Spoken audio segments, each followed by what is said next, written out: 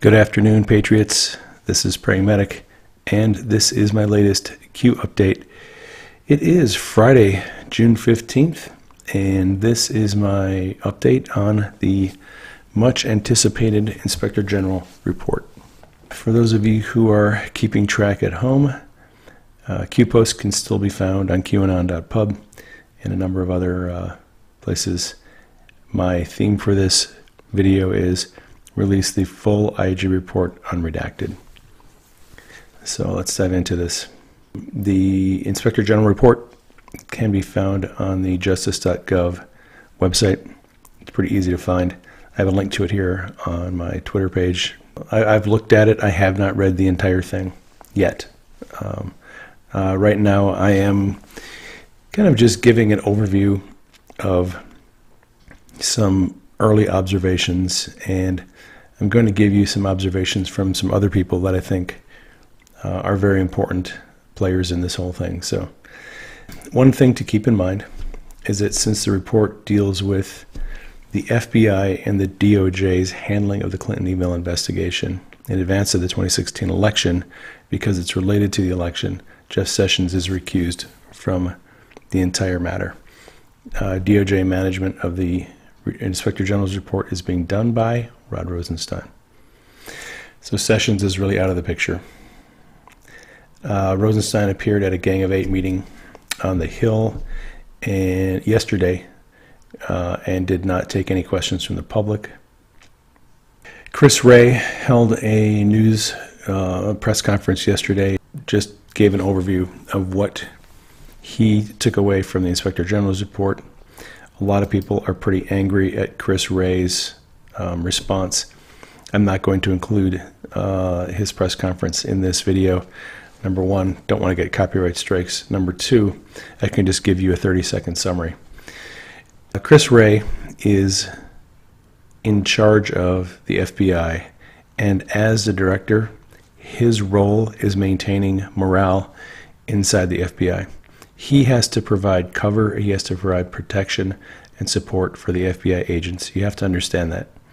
His job is not to take the Inspector General report and start lopping people's heads off and being critical of his own people. Wray is in a very difficult spot. He has to take this very damning report and show his agents who still work there that he has their back, that he supports them. So even though a lot of people are angry at Chris Wray, I understand his position. If I were the director of a department or a bureau like the FBI, I would probably do exactly what he's doing. Everyone else can criticize the FBI. Chris Wray's job is to defend the bureau. His input is probably not all that valuable, to be quite honest. All right. On the evening of the 13th, just before the IG report came out, Q posted this. POTUS is in possession of and reviewing, number one, the original IG unredacted report. Number two, he also has a modified IG unredacted report, Rod Rosenstein's version. He also has the modified redacted report, Rod Rosenstein's version. And number four, he has the IG summary notes regarding obstructions to obtain select info that is classified. And Q wants us to know that the number three version was the one that was released on the 14th. That is the modified redacted report that Rosenstein approved for public release. Okay. Going down in brackets, SEC security, FBI DOJ handling of the Hillary email investigation. This is the scope of the report. In brackets, two sets of brackets, RR, Rod Rosenstein. Who has the sole ability to declassify it all? That would be the president.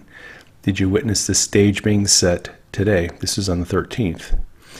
Nunez, Grassley, Jim Jordan, Mark Meadows, the Freedom Caucus are pushing for all the documents to be released, not just regarding the Inspector General report, but also regarding the text messages and the emails and everything else they've been asking for that Rosenstein has been stonewalling them on.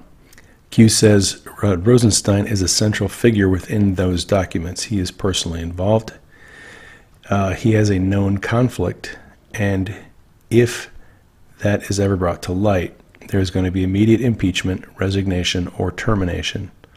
So Rosenstein has great personal reason to make sure that this information doesn't come out.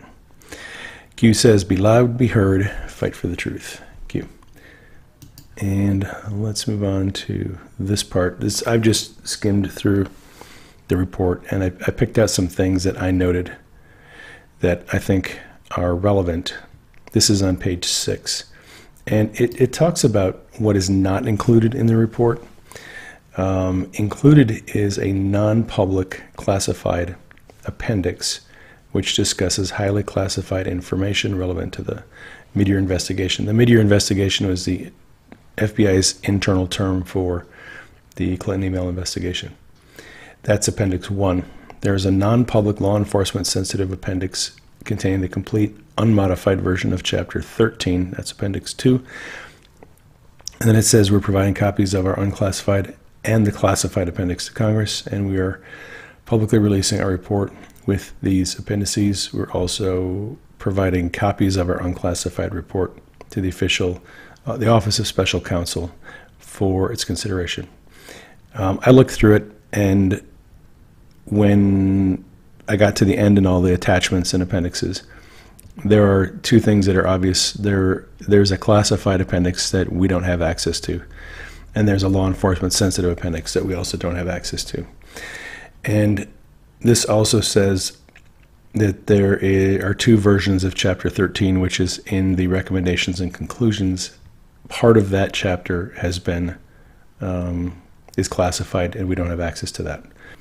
I would say this: I suspect there's a lot more in the original document that Horowitz sent over to the DOJ than what we're seeing right now. Also, I found this, just kind of perusing through. This is on page 89. FBI analyst and prosecutor number 2 told us that former President Barack Obama was one of 13 individuals with whom Clinton had direct contact using her ClintonEmail.com account. Obama, like other high-level government officials, used a pseudonym for his username on his official government email account. The analyst told us that they questioned whether Obama's email address, combined with salutations that revealed that the emails were being exchanged with Obama, or other information contained in the emails were classified, and thus sent the emails to relevant USIC agencies for classification review. Because this is a review of how the DOJ and the FBI conducted the email investigation, much of the discussion involves Clinton emails, and we now have confirmation that Barack Obama and many people in his administration were communicating with Hillary on an unsecured server, which the FBI admits they pretty much know was hacked by foreign governments. When Trey Gowdy, and we'll talk about his responses here pretty quick, said that he was deeply disappointed and shocked that there are actually allegations here that could be made for espionage, this is what he's talking about. The President and the Secretary of State were communicating via private emails on an unsecured server that fell into the hands of foreign governments. All right. So if you don't think that the IG report is damning, that is one thing right there that is very, very damaging. Speaking of Hillary, she got a little snarky and had her little smarty pants remark, but my emails. She's thinking that this is no big deal. Well, she's thinking she's not going to be convicted or arrested. This is another thing that I found interesting. In 2016, the FBI had an open investigation into the Clinton Foundation. Now, that is a different matter from the Clinton email investigation. Remember, the Inspector General is actually investigating 4 or 5 different subjects right now, and the email investigation is the first report that's going to come out. We'll also get a report on the Clinton Foundation investigation and some other investigations that are ongoing. So continuing, Comey refused to confirm the existence of the Clinton Foundation investigation on July 7th, 2016 in testimony before the House Oversight and Government Reform Committee because the investigation was not public. This is very interesting to me because in the lead up to the election in 2016, there was a criminal investigation that involved Hillary Clinton. and the FBI refused to acknowledge it before Congress and wouldn't talk about it publicly. Now, Comey's explanation for not making that information public was that it wasn't a public matter. But I suspect the real reason was, if Comey admitted that Hillary, a presidential candidate, was under criminal investigation, it would have cost her the election. And the FBI was in the bag for Hillary. So there's no way they were going to let the public know that Hillary was under criminal investigation. Trump, at that time, was under a counterintelligence investigation. But Hillary was under criminal investigation. And the FBI didn't want us to know that. Okay, moving on. This was Comey's response to the report. I respect the DOJ IG office, which is why I urge them to do this review. The conclusions are reasonable, even though I disagree with some. People of good faith can see an unprecedented situation differently. I pray no director faces it again. Thanks to the IG people for hard work. So Comey is basically like, this is water off a duck's back. I'm not worried about it. It doesn't really implicate me. I'm going on with my life. And because Hillary and Comey and people of that nature are kind of blowing this thing off, a lot of people are kind of concerned that this report is a nothing burger. Well, you have to realize that there's a lot of spin going on with this report. Darrell Issa said this, there are concerns among colleagues that the report has been watered down. All IG reports are watered down by the agency that they're overseeing.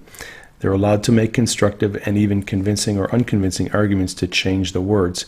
But as it currently is, it's extremely damning of an infection at the Department of Justice in favor of the anticipated next president, Hillary, and a pattern of allowing violations of the Federal Records Act, even as you'll see in the report, the transmission of sealed grand jury information through a Gmail account.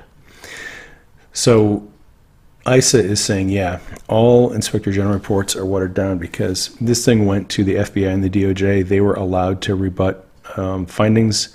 Rosenstein was allowed to edit it, redact it. And the report that we have is not the original one that was sent to the DOJ and the president.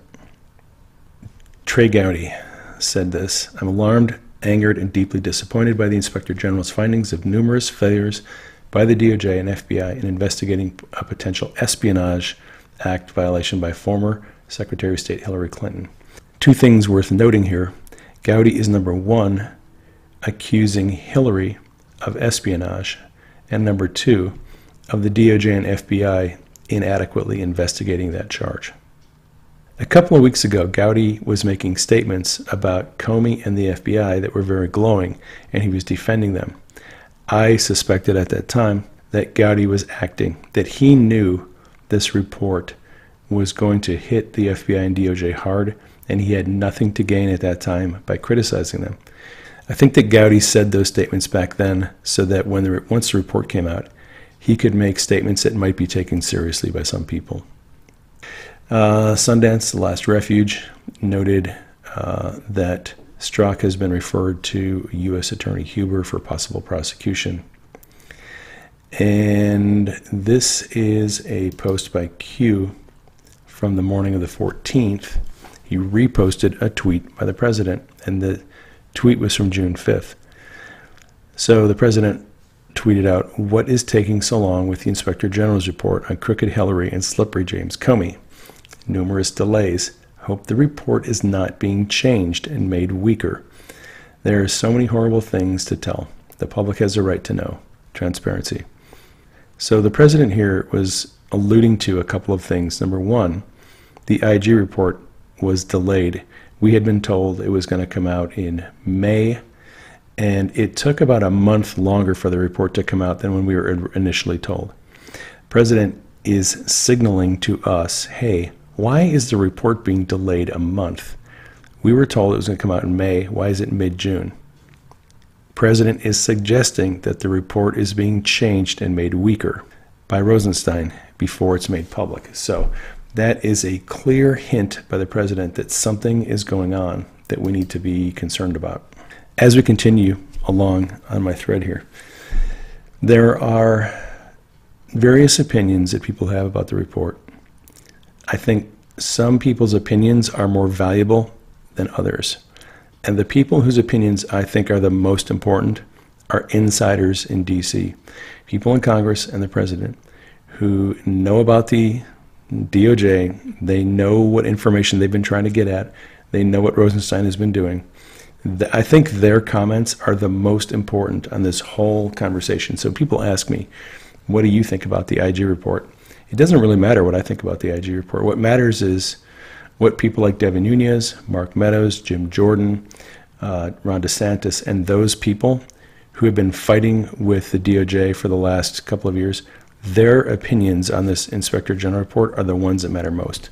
Mark Meadows had this to say: why is Strzok still employed? Well, we know why Strzok is employed. He's probably a cooperating witness in this whole thing. Number two, why has Rod Rosenstein repeatedly failed to promptly inform Congress of improper conduct? Right, that's the issue. Rosenstein's reluctance to cooperate with Congress is the big issue right now. Mark Meadows went on to say this: if Director Wray truly believes there isn't a serious problem of bias at the FBI after today's news, then he clearly hasn't read the report. This press conference underscores that he's not taking this as seriously as the American people. Well, Meadows has to say that. But again, Chris Wray is in a position where his job is to defend the integrity of the people that work for him. So there's going to be a disconnect there.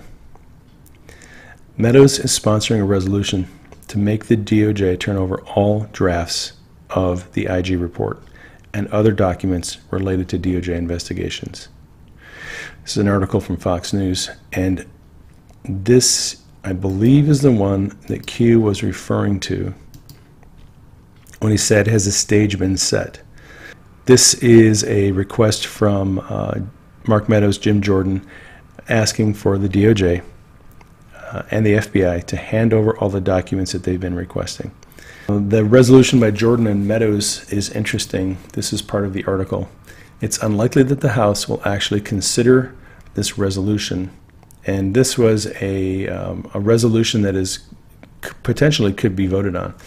But the article says it may never be voted on. However, the effort by Meadows and Jordan could serve as a precursor to future actions against the DOJ, including an attempt to impeach Rosenstein if he continues to obstruct what Congress is doing. So if you think that this whole thing is going to go away quietly, it is not going to go away quietly. Matt Getz pointed out that the report exposed an operation inside the FBI to influence public opinion. Employees were asked to categorize news reports, leak information to reporters, and influence press coverage of the FBI. Andy Biggs, who is my representative, I am proud to have him as my rep, suspects that Rosenstein probably doctored the report before releasing it. Co-authored a letter to the Inspector General requesting the transmission of all versions of the draft Inspector General report to his office that was circulated by the DOJ. He said we need complete transparency. Here is a copy of the letter that is co-authored by Ron DeSantis, Matt Getz, and Andy Biggs. Biggs has joined Jim Jordan and Mark Meadows in their call for the DOJ to hand over all the documents. And they've given the DOJ 7 days. And look, if Rosenstein does not cooperate with congressional investigations, there is a possibility that they may move to vote to impeach him. So this is going to come to a head. Q posted this from May 21st. And this is actually one of my tweets. Let me go and I'll show you where that is right here. This is the original one, and I'll read it to you. Military operation, green light. General K, JFK, General Kelly, full disclosure, general statement. Once the extremely guarded and highly classified information is finally revealed to the House investigators, DNI, public, etc., Rod Rosenstein must recuse or forcefully be terminated. RR problems. What was Rosenstein's Senate confirmation vote? I believe it was 94-6. Wray reports to Rosenstein. Important fact. Who do you trust? We're supposed to trust Chris Wray. Rosenstein must recuse or be fired. Who has direct oversight over Mueller? Sessions unrecuse, or would number 3 take over until that position is filled? Who was Rachel Brand? Why was Rachel Brand dismissed? Think timing. Okay. We know that Rachel Brand was dismissed because, and this is just my theory, they understood that Rosenstein is, I hate to say this, but I believe Rosenstein was essentially a disposable person that they brought into the DOJ to placate the swamp until this point in time. They knew that if they had Mueller in charge of his investigation and Rosenstein overseeing Mueller and the Inspector General's report, they would be happy and they would be satisfied that they would get things would go their way as long as Rosenstein and Mueller were in charge, because those are people they trusted. Now we're getting to a point where Rosenstein's conflict of interest and his swampiness is becoming an issue. So Rosenstein is probably going to be exiting from the picture. Trump and the team have known that for a long time. They got rid of Rachel Brand because they didn't want her taking over Rosenstein's spot as Deputy Attorney General. Who is going to be taking over? And we're going to get to that in a minute. So on the right side over here, let me move this. This is a discussion from an article about the succession and who would take over for Rosenstein if he were removed. And there's a lot of different variations. And Q goes on to say, when does the clock run out? Why is Schneiderman's removal extremely relevant? Trust, in parentheses, name. These people are stupid. D5Q. I know a lot of people think that D5 refers to the chessboard, but when Q originally posted D5, it was in reference to a snowball. And Q has continually referred to the snowball. A snowball, when it starts rolling downhill, gathers snow, gathers momentum, and could trigger an avalanche. And D5 is the largest category of avalanche. So I apologize to those of you who are still insisting that D5 refers to a chessboard, but I don't think it does. So please don't fill my inbox with emails about it. We can just agree to disagree. The point being that Q said that Ed O'Callaghan is likely to be the successor to Rod Rosenstein if Rosenstein is terminated and Ed O'Callaghan is a Trump appointee. And going back to the current thread that we're working on, Q said, and I'm going to move this over again, this is the newer post. Rosenstein is in double brackets, approved and signed the FISA warrant applications to extend surveillance on Trump and others. What evidence to support? Snowball. Rod Rosenstein at the White House.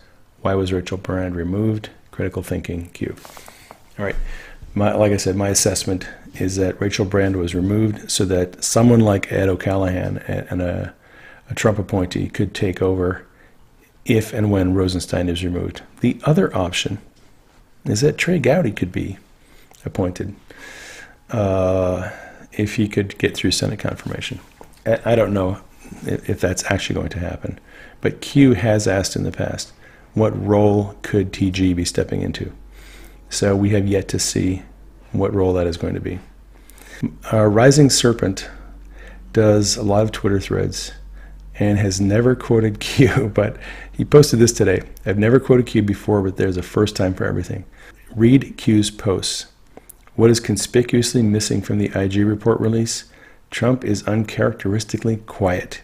He must know something we don't and has decided to let things play out. So, Rising Serpent reposted Q's post about the IG report. And he is not a follower of Q. The War Economy does some really good Twitter threads, does some deep dives, has good observations.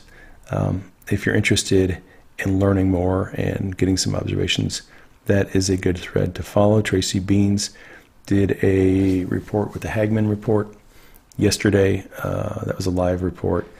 And the Hagman report has contacted me and asked me to be on the show.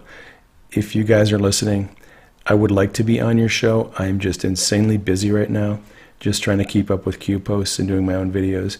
But I would like to be on your show at some point in the future if you'd still like to have me on the show. All right. Trey Gowdy, who seemed to be friendly to the FBI a few weeks ago, delivered some scathing remarks about the FBI today. You can find those on various articles. He did an interview last night. I'll get to that in a minute. Gowdy has all of a sudden come out with claws and teeth on the FBI. I suspect Trey was actually just doing some acting over the last few weeks. One of the things that comes out in the IG report is that FBI agents were receiving free handouts, taking bribes, being very cozy with the press, leaking information. Look, in Operation Mockingbird, the FBI and the CIA secretly posed as reporters, but now they're not even hiding what's going on. So the IG report does bring into question FBI conduct, ethics, and standards with respect to the press. Matt Gaetz has been kind of vocal about this. He is now suggesting that the validity of the Mueller investigation should be questioned in light of the obvious bias that has been displayed on the FBI and the DOJ. So as Q has suggested, once the FBI's bias is made public, any investigation that Peter Strzok and Lisa Page were a part of can then, the validity of that investigation be questioned.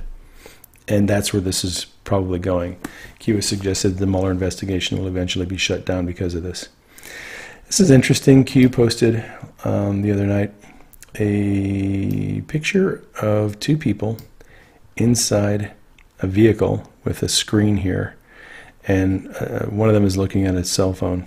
And this is a United, this is the word on this airplane. This is the black picture. And Q says, "Thank you, USSS, Secret Service, Q." I have no idea what that is about, and I'm not going to speculate. I think that is for future reference. Q often will post a photo, sometimes without a comment, sometimes with a comment. And we just are left guessing. So not going to guess on that. Q has not confirmed any of the guesses so far. This is an interesting thing. A lot of us have been watching General Flynn's Twitter banner, and we've kind of been taking his Twitter banners as an unspoken signal to us about the condition of the country, our progress in the war to take our country back. And General Flynn's backgrounds have changed over the last year and a half. Just a couple days ago, he switched out his Twitter banner to this, even though the general has not posted on Twitter at all this year. I think his last tweets were from December of last year. So I think the background change by the general is a good sign. The Chillum doesn't follow Q, but always does pretty good threads. This is their thread on the IG report. Galactic Red Pill, another friend of mine, does Twitter threads. Galactic Red Pill does follow Q and is taking a slow, kind of a methodical, laid-back approach to the IG report. Galactic Red Pill says this reads like three entirely different reports. Executive summary and conclusion sections have little relation to the body of the report. My gut tells me that's because the summary and conclusion were mangled by Rod Rosenstein and the DOJ during their pass on Horowitz's draft. Galactic Red Pill also says there's a lot more that's being redacted than might appear. Besides the two indexes, there is also weird formatting in some sections. It looks as if whole sections were copied and pasted from other documents into this one, or other ones were removed. I noticed the same thing. If you look at the formatting, look at the margins, look at the indentations, look at the line height and the line spacing, it looks as if there was copying and pasting from one document to another, and they didn't fix the formatting before they made this thing public. I have noticed that. And so Galactic Red Pill suspects that there was some doctoring of this thing before it went public. And I tend to agree. I'll have more on that in just a minute. Sentinel also did a thread on the IG report. Sentinel has some pretty heady observations. And I would be remiss if I did not talk about Imperator Rex, who does some of the best threads on Twitter. Rex did an outstanding thread on the IG report. Very good observations. It's very encouraging for those of you who are suffering a bit of underwhelm about the IG report. Rex's thread is definitely worth looking into. He makes some very good observations. And last night, Trey Gowdy and Bob Goodlatte appeared with Bret Baier. Really good interview. I would definitely recommend checking out their interview with Bret Baier. And I'll just give you the takeaways real quick. Again, don't want to get copyright strikes. Gowdy makes the case that any investigation that Strzok was involved in is tainted and illegitimate, and that would include the Mueller investigation. Goodlatte kind of focused on the fact that more documents need to be turned over, that Horowitz is going to appear before Congress next week to testify. Rosenstein and Chris Wray have been invited to appear the week after that. We don't know if they've accepted that invitation yet. So we're at the beginning of this phase. We are not at the end of it. I would keep your powder dry and don't get too excited about this thing because we don't know where it's going to end up at. Wanted to review this. Q wrote this, review time, not seeking re-election. In the Senate, Bob Corker, Jeff Flake, Orrin Hatch, McCain, no name. In the House, Bill Schuster, Bob Goodlatte, and there's a long list of about, I think, 28 representatives who are not seeking re-election, including Bob Goodlatte and Trey Gowdy. And Q noted, people are saying nothing's happening. Goodlatte and Gowdy, chairman of the House Committee on Judiciary, chairman of the House Oversight and Reform Committee. These are important, what is going on. So we need to kind of ask ourselves, what roles are Goodlatte and Gowdy playing that we don't know about? I have a feeling they're going to play some important roles as this thing moves forward, and we're going to figure out, and we're going to see what those roles are going to be. Again, way too early to know how this is going to play out.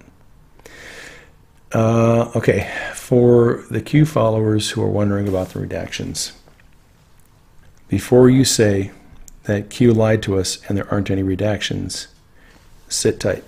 When I looked through the document, the first thing I was looking for was a bunch of blacked out areas where names and dates and things were being redacted. I didn't see a whole lot of that. At the very end, there's a couple of names that are redacted from a few emails.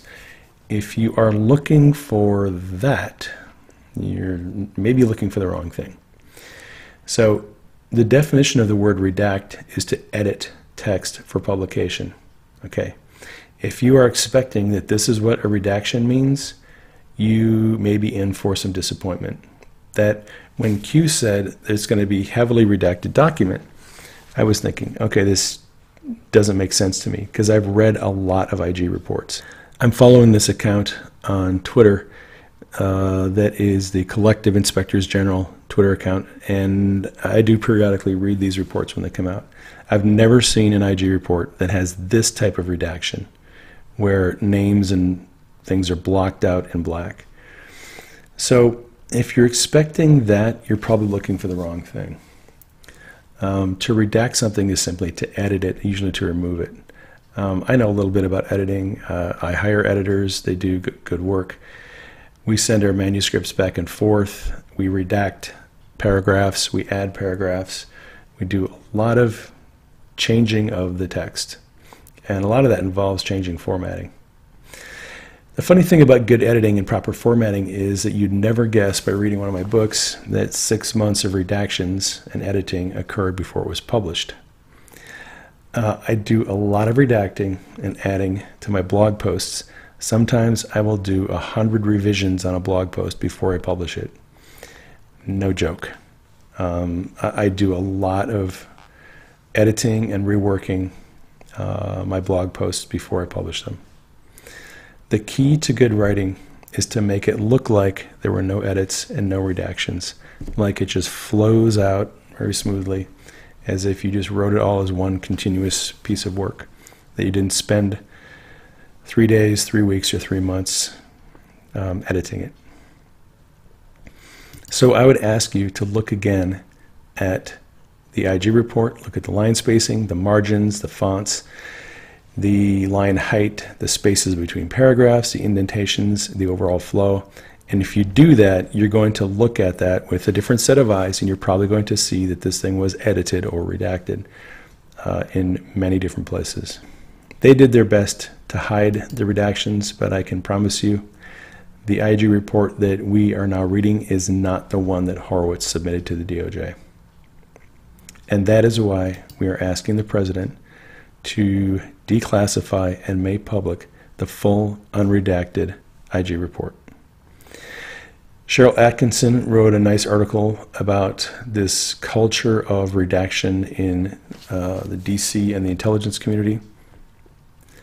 This morning, the president shared his thoughts in kind of an impromptu press conference on the Fox and Friends. It's a half-hour interview. He was asked a lot of questions on a lot of different subjects, including the IG report. He talked about Comey and basically talked a little bit smack about Comey like he's been doing for the last 6 months, but had nothing to say about the IG report. And when he was asked specifically about Rosenstein, he deferred and changed the subject. Trump is playing his cards very close to the vest on the IG report and Rosenstein. He knows things, and he is not talking about them yet. So I am going to wait for more information before I draw any final conclusions on the IG report. Devin Nunes went on with Laura Ingraham last night. He talked about the IG report and the obstruction to the congressional investigations. He didn't name names, but he suggested that Rosenstein is obstructing their investigations. And obviously Nunes is pretty pissed off. He is fed up with all this obstruction.